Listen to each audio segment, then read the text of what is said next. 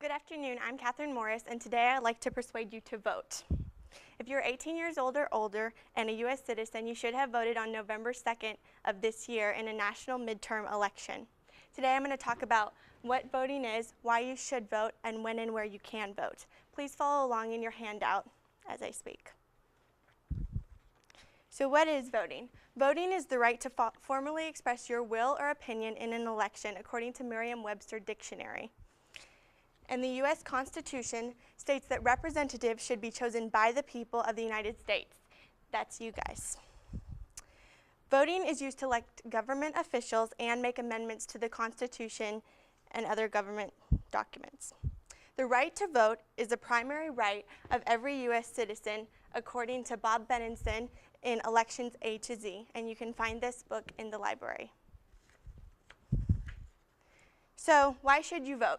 Your vote is a powerful tool that enables you to be part of the decision-making process in our country. You're in a democracy, which is a government run by the people and for the people. Democracy doesn't work if you as citizens don't vote. When the citizens of a democracy don't vote, it leads to things such as socialism and communism. You do make a difference, your vote makes a difference, so vote wisely. Don't follow this mindset. When in doubt, act stupid. Too many Americans already have that covered. Instead, do your research and know who you're going to vote for and why.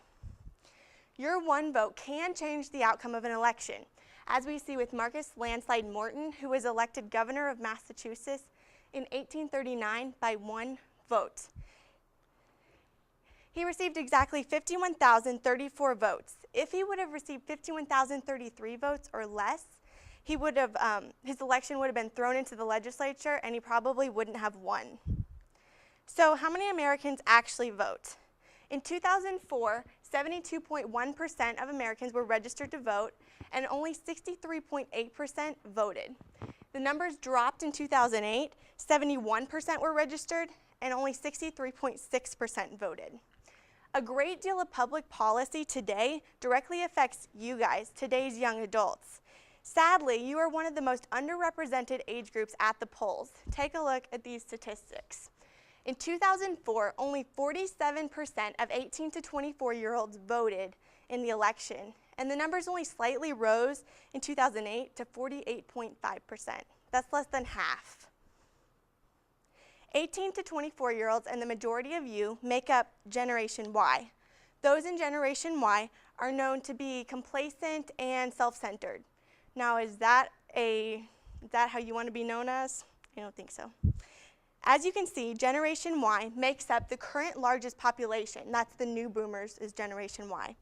Baby boomers are retiring, Generation Xers are getting older, and it's time for you to step up. Will you take responsibility? If you always do what you've always done, then you'll always get what you've always got. You have to take the initiative to do things differently. It's too late for complacency. Our country needs you to step up and be an educated voter who makes wise choices that affect future generations. So how can you take action? When can you vote? You can vote in presidential elections, which are every 4 years, midterm elections, which are every 2 years, and local and special elections, which are at various times depending on where you live. Before you vote, you need to register with your county election office, and now they're allowing you to register at your polling place on election day as well. You can vote at your polling places, which are based on precinct. That's the area of town in which you live. The polling place is usually a school or church. Like I live on 18th Avenue, and I vote at the Nazarene Church. If you're from out of town, you can register to vote absentee with your county, and they'll send you one of these absentee ballots, which you can fill out and mail back to them, because I know many of you aren't from around here. Please look at these resources for more information. They're also listed on your handout. Once again, I'm Catherine Morris, and I told you what voting is, why you should vote, and when and where you can vote. You have a responsibility. Now, let your voice be heard. Vote. Thank you.